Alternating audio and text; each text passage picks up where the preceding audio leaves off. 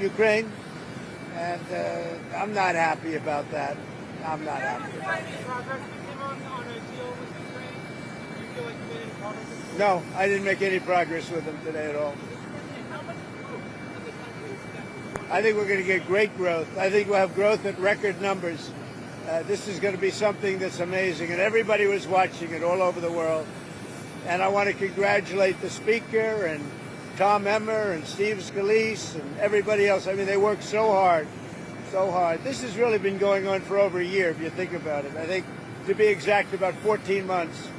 And this was the culmination, and I guess it ended a lot earlier. A lot of people thought it would end up the following afternoon. Well, it ended up late in the evening, but they were great.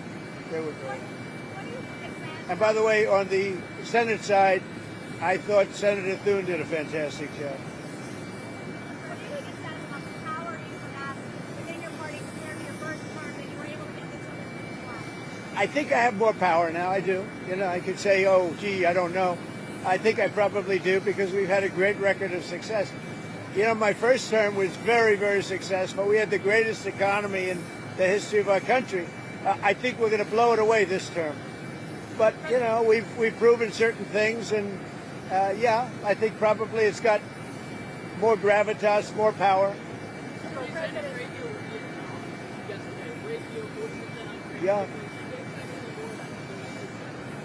So we have a couple of other deals, but you know, my inclination is to send a letter out and saying what tariff they're going to be paying. It's just much easier. We have, you know, far more than 170 countries. And how many deals can you make? And you can make good deals, but they're very much more complicated. I'd rather, and I've been like this from the beginning, I'd rather send out a letter saying this is what you're going to pay to do business in the United States. And I think it'll be well received. I think it's just so many countries. And, you know, then they go specific. Let's do this, let's do that, beef, ethanol. And I'd rather just do a simple deal where you can maintain it and control it. You're going to pay a 20% or a 25 or 30% tariff. And we're going to be sending some letters out starting probably tomorrow, maybe 10 a day, to various countries saying what they're going to pay to do business with the U.S.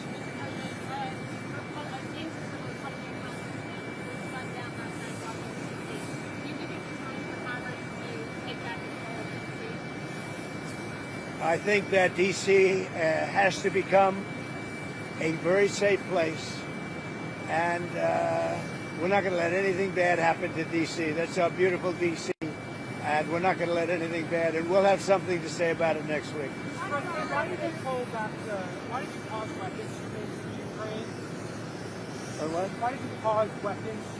We haven't. We're giving weapons, but we've given so many weapons. But we are giving weapons, and we're working with them and trying to help them, but we haven't. You know, Biden emptied out our whole country giving them weapons, and we have to make sure that we have enough for ourselves. Who are you with? Oh, no wonder. Go ahead.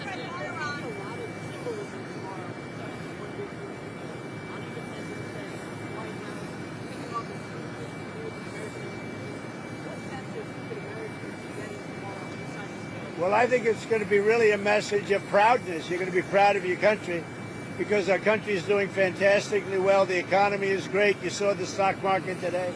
We're setting records, and in every aspect of our country, we're doing well, despite the fact that we inherited millions of people that shouldn't have been here. And I think we have crime stats that are coming out that are showing the lowest numbers we've had in many years.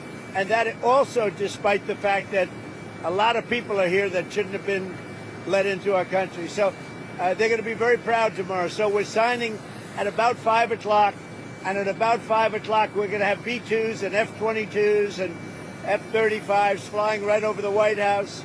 And the Speaker and I and John Thune, we're all there together with I think most Republican senators and congressmen and women, and it's going to be a great day. So we'll be signing with those beautiful planes flying right over our heads.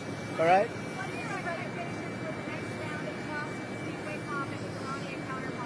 Well, we're going to see.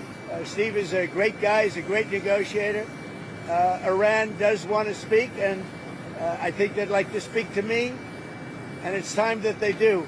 We're not looking to hurt them. We're looking to let them be a country again. They got beat up, and you know they were both exhausted, frankly. But Iran really got beat up, and I think they want to meet. I mean, I know they want to meet, and if it's necessary, I'll do it. But Steve is involved and very much involved, and he's done a fantastic job. All right, one more. President, on Gaza, do you still want the U.S. to take over Gaza as a part of a peace? I want the people of Gaza to be safe, more importantly. So that could I want to see safety for the people of Gaza. They've gone through hell. Thank you very much, everybody.